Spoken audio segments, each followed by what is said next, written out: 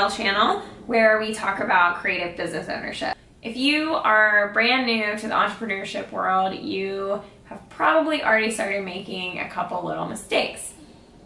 This is just part of the deal. I made a ton of them when I started out. If you're not making them yet, that's probably because you're not really taking enough risks. Some mistakes are learning experiences, most of them, but there's a few that will cost you dearly down the line. So to save you from making those, I have compiled 9 things that you definitely should not do when you start your business.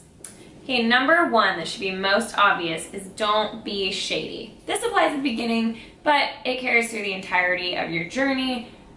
Even if you're not an entrepreneur, this should apply to your life as well. Don't do shady things like lie to your customers, buy Instagram followers, basically anything that you'd be uncomfortable telling your grandmother that you did.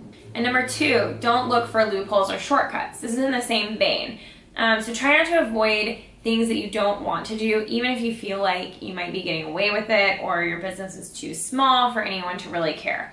So working in cash so you don't have to report it on your taxes, accepting payments via services that don't allow business payments so that you can avoid credit card fees. Other loopholes like this can come back to bite you in the butt eventually. Accept that these things cost money and take time, and if you're truly trying to build a business that's going to last over time, you want it to be above board. This sometimes is going to mean taking the harder path, sure, but welcome to small business ownership. Number 3, you shouldn't rely on social media only. So a lot of new businesses focus on social media because it's easy, it's free, and there are a lot of companies that have had great success with this.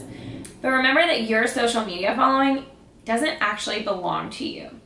Mark Zuckerberg could just go crazy and take it all away from us tomorrow, and then where would your business be? So grow your business in multiple ways, use different marketing channels, and include social media as part of a larger strategy. The 4th thing you shouldn't do is say yes to every job. You might think that all business is good business, but I'm here to tell you that that is not true. Everyone takes a few crappy jobs while they're figuring things out, or you might not recognize what a crappy job is for you at the beginning, so that's fine. But every job that you say yes to means that you actually are saying no to some other potential opportunity. So try to take jobs that bring you closer to at least one of your goals, even if that goal is just to put food on the table this month.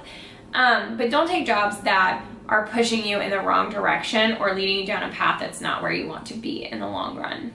Number 5, you shouldn't work only for your clients, especially at the beginning. I have a lot of new business ladies ask me how to create new work when their paying clients aren't quite ideal, or to get enough work to post, put on their website, things like that.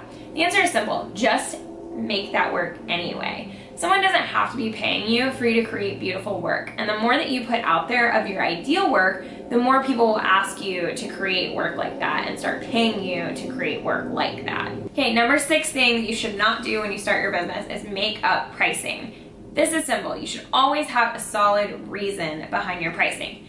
None of this like, it's what so-and-so charges, or, oh, I asked this Facebook group and they said I should charge this much.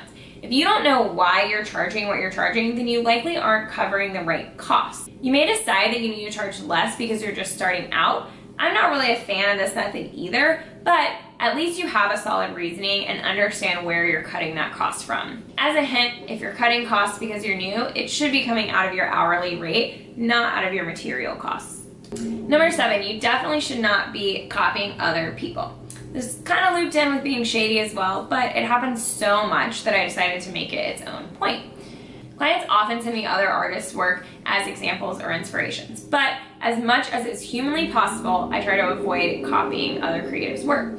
Not only because it's illegal, which is a very important reason in itself, but also because I can't do that as well as the original person who created it can. So it's always going to turn out worse than something I make on my own from my own brain. Number 8 is providing too many options. I see a lot of people when they start out asking clients what they want. I used to do this all the time, and it's just not a smart move. So first of all, it's really, really confusing. The client is hiring you because they don't know what they want. They don't know what's possible. They don't know what makes sense. They don't know what's going to turn out best for them. So asking for their opinion is just going to end up with weird, out of sync expectations on both sides. So you should provide 1 to 3 simple options based on their project and their needs, and they will be much happier, and so will you. And lastly, when you start your business, you should not let clients have all the say. It seems counterintuitive, but clients actually have a much better purchasing experience when you set boundaries for them from the very beginning. That way they know what to expect, they're taking advantage of the unique skills that you have to bring to their project, and they're not trying to dictate the relationship. Because as we said, they're not the expert, you are, which is the entire reason they're trying to pay you to create this project. So you can set boundaries in a lot of different ways. Your contract is a really great place to do this, but this also means sticking to your timelines that you set forth, providing clear expectations of the working relationship, as well as communication methods, pricing, and all the different things that come into working together as a team. And it's up to you to set those expectations clearly from the beginning. So let me know what you think of these 9 things that you shouldn't do when you first start your business. I can't wait to hear some of the mistakes that you made. I promise I've made them too. Tell me about them in the comments below, and I'd be happy to offer some guidance for you for the future. If you're just starting out, of course, we have some business resources for you linked below, namely our first 30 days workbook, which takes you through building a foundation for a long-lasting, goal-oriented business, including topics like taxes, contracts, branding, handling mistakes, and 25 plus other topics. And as always, subscribe to the Doorbell channel for more conversations and tips for creative business owners. Bye, everyone.